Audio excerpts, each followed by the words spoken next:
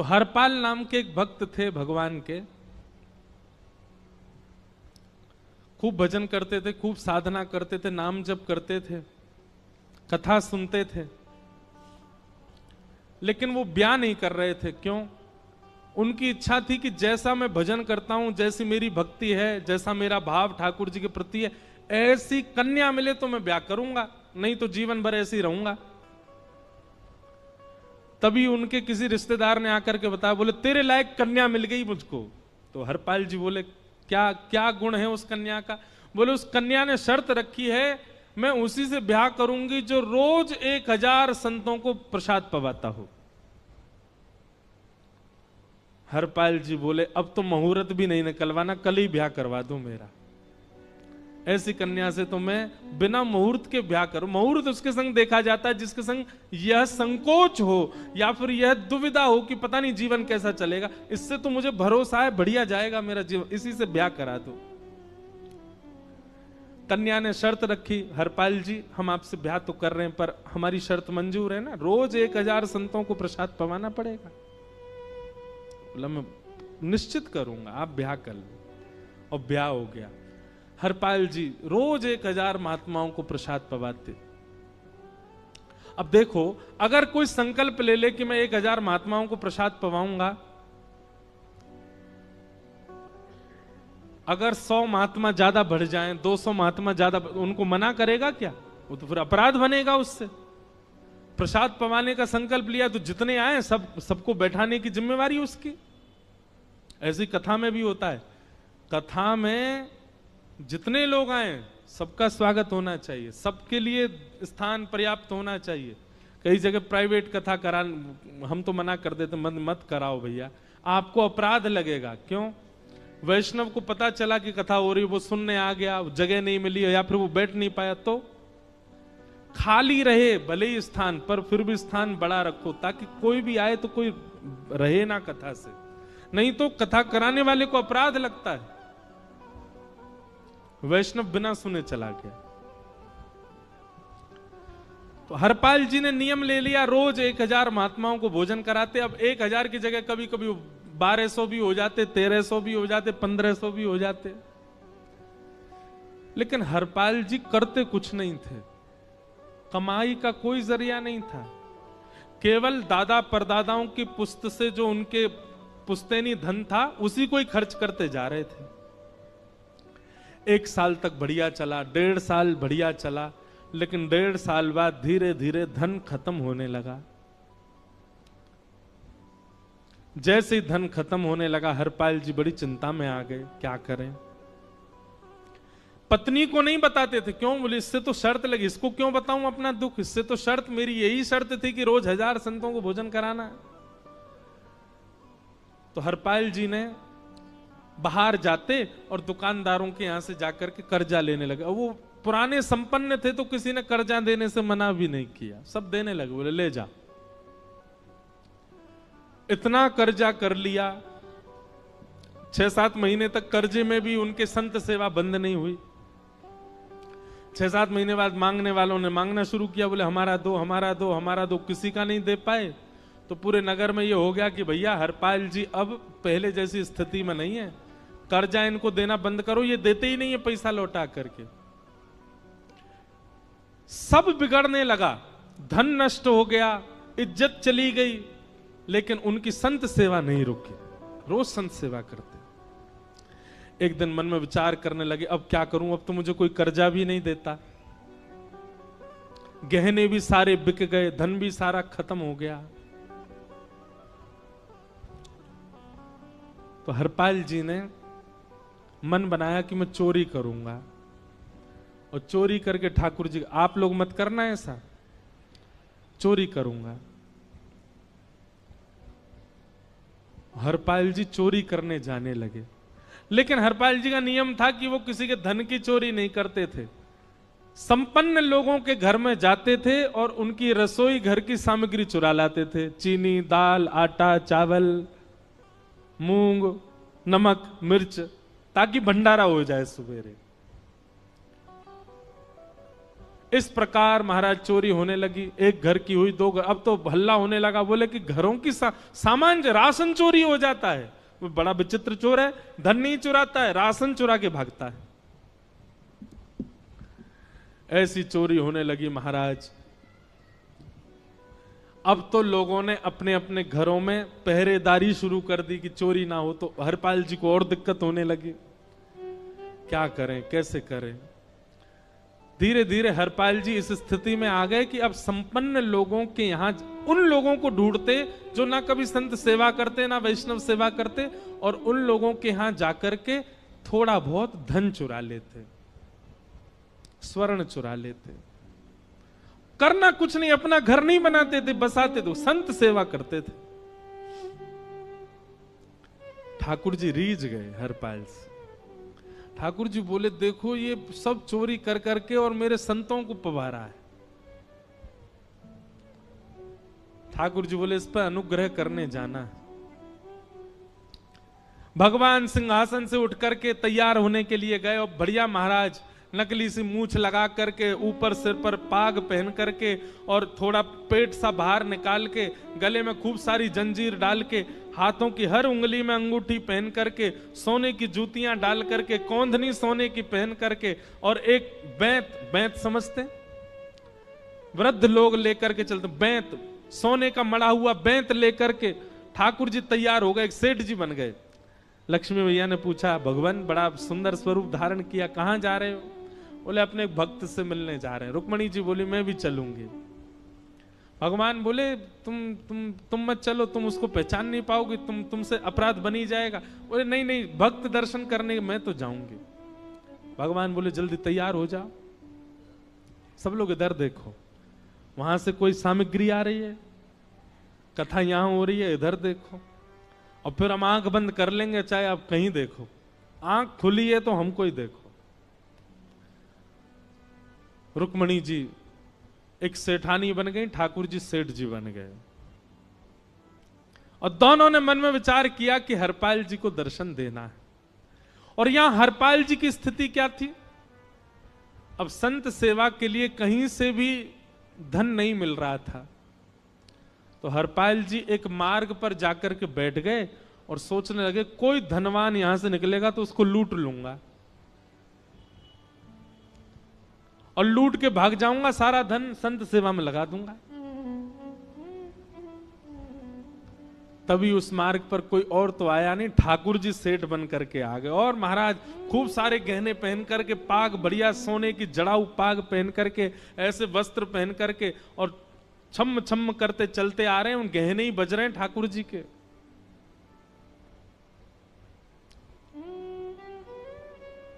हरपाल जी ने जैसे नेत्र खोल करके देखा, ठाकुर जी के रूप यौवन और सबरी उनके श्रृंगार को देख करके हरपाल जी बोले, ये तो एक आध साल के भंडारे की व्यवस्था आ रही है सामने से।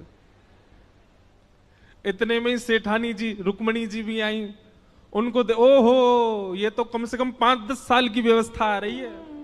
अगर ये दोनों लूट लिए जाएं तो 10 साल चोरी नहीं करनी पड़ेगी। देखो कितना धन संपन्न।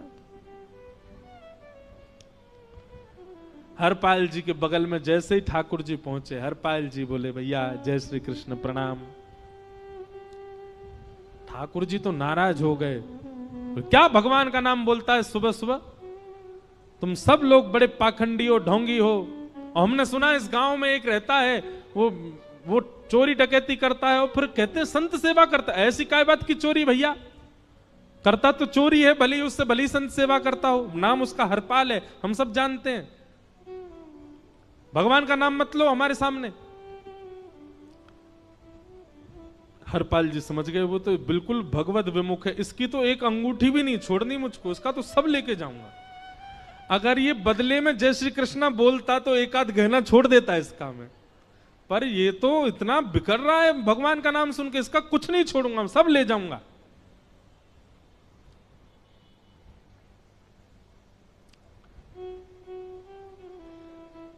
हरपाल जी बोले, हाँ भैया, एक रहता तो है डकैत इस गांव में, और उसका कोई पता नहीं है, वो कभी भी आ जाता है।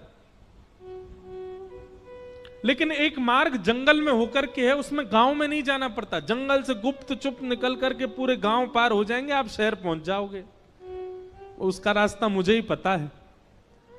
सेठ जी बोले तो तुम हमको पार करवा दो। हरपाल जी बोले मैं पार तो करवा दूंगा, लेकिन भगवान मेरे घर कुछ मेहमान आए हैं, उनके भोजन आदि की व्यवस्था के लिए मैं तो बाजार आया था, मेरे पे धन नहीं है। आप यदि मुझको कुछ दे देंगे तो मैं घर पर व्यवस्था करके आऊंगा, तुरंत आपको लेकर के गांव पार करवा दूंगा। ठाकुर जी ने उसको कुछ सोने की मोहर दे दी, बोले लो तुम अपने घर की व्यवस्था कर आओ। हरपाल जी ने सामग्री खरीदी, घर पर पहले व्यवस्था करके आए। बोले आज की व्यवस्था हो जाए, क्योंकि आज तो 10 साल का सब चोरी करना समय लगेगा।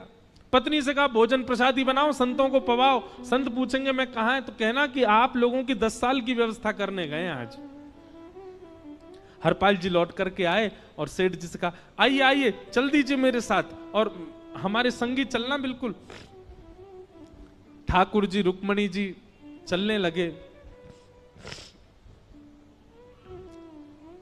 जैसे ही विहंगम जंगल में पहुंचे, भयंकर भयावह जंगल, बीच जंगल में जैसे ही पहुंचे,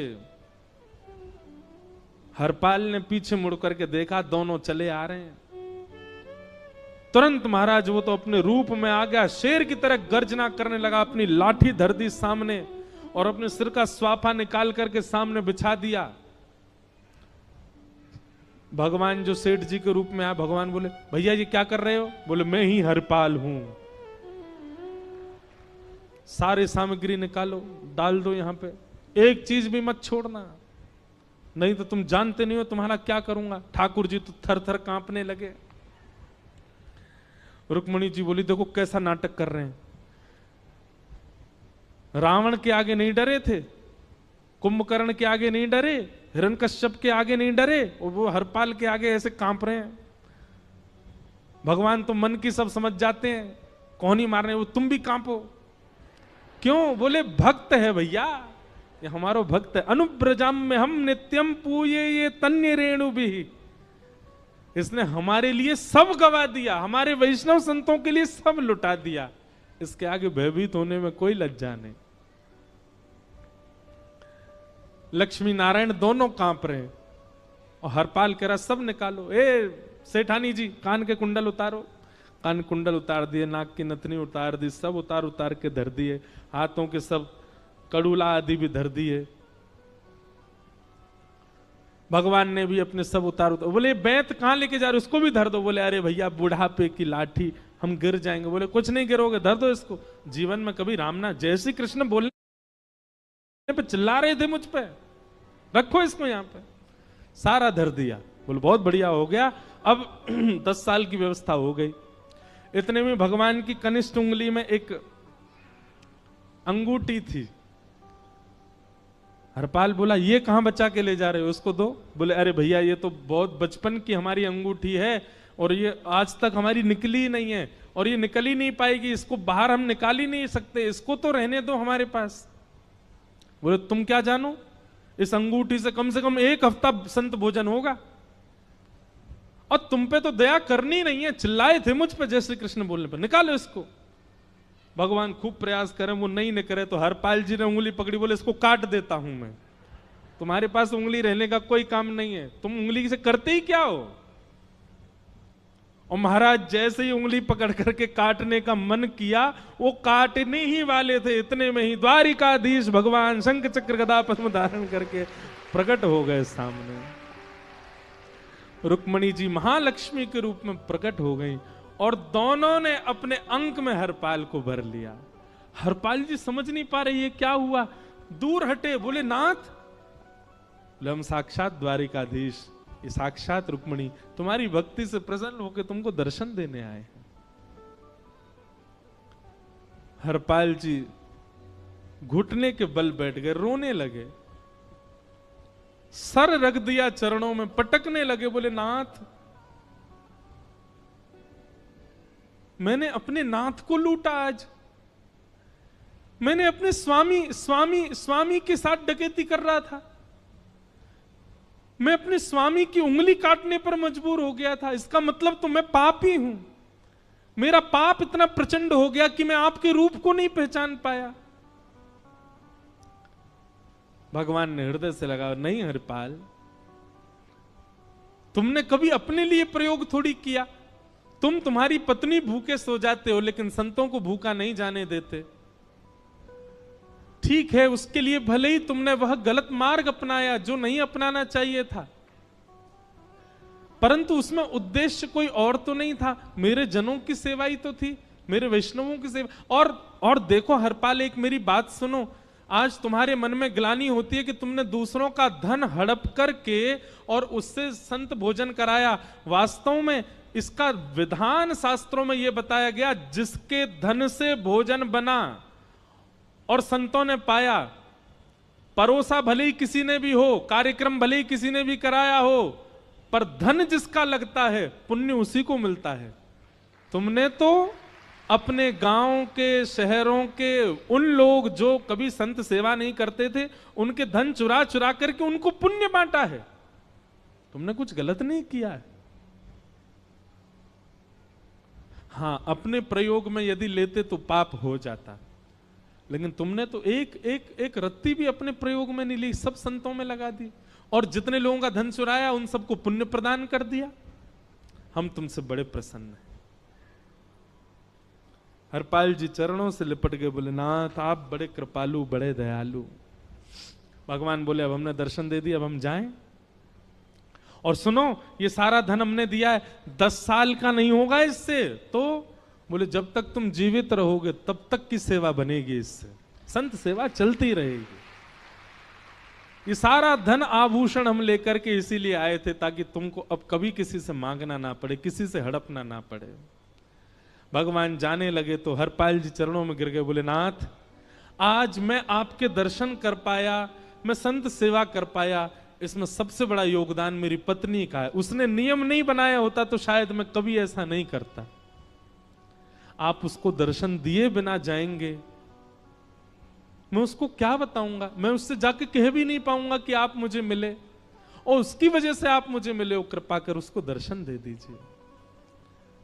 ठाकुर जी बोले ठीक है। तुरंत लक्ष्मी नारायण भगवान ने छोटे छोटे बालकों का रूप धारण कर लिया और हरपाल जी की गोद में बैठ गए, और हरपाल जी अपनी गोद में लेकर के ठाकुर जी को घर पर आए, और आकर के अपनी अरे सुनो देखो कौन आए हैं। जैसे बाहर आकर के देखा तो नन्हे से ठाकुर जी, नन्ही से रुक्मणी जी गोद में बालकों की भांति बैठे हैं। बोले अरे इतने सुंदर सुंदर बालक। बोले बालक नहीं है, ये साक्षात जगन्नाथ भगवान, साक्षात रुक्मणी जी, साक्षात द्वारिकाधीश हैं।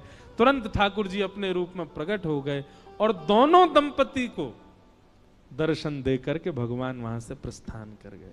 बोलो भक्त वत्सल भगवान। तो एक भक्त जीवन संगी का प्राप्त होना भगवत दर्शन तक ले जा सकता है आपको। अब जिनके ब्याह हो चुके हैं उनसे तो अब हम कुछ कर नहीं सकते, पर जिनके नहीं हुए हैं संभल जाओ, सुधर जाओ, ठाकुर जी से प्रार्थना करो, और प्रार्थना करके केवल एक ही चीज मांगो, क्या हम गृहस्थी हैं नाथ, यह गृहस्थाश्रम है, हम इसमें आ चुके हैं, अब कृपा करके हमारे जीवन में जो भी आए वो आपका भक्त आए। लेकिन आपके अथक प्रार्थना करने पर भी ठाकुर जी ने यदि नहीं दिया तो भी चिंतित मत होइएगा। मीराबाई को भी नहीं मिले अनुकूल, करमेती बाई को भी नहीं मिले अनुकूल, सक्कू बाई को भी नहीं मिले अनुकूल पति,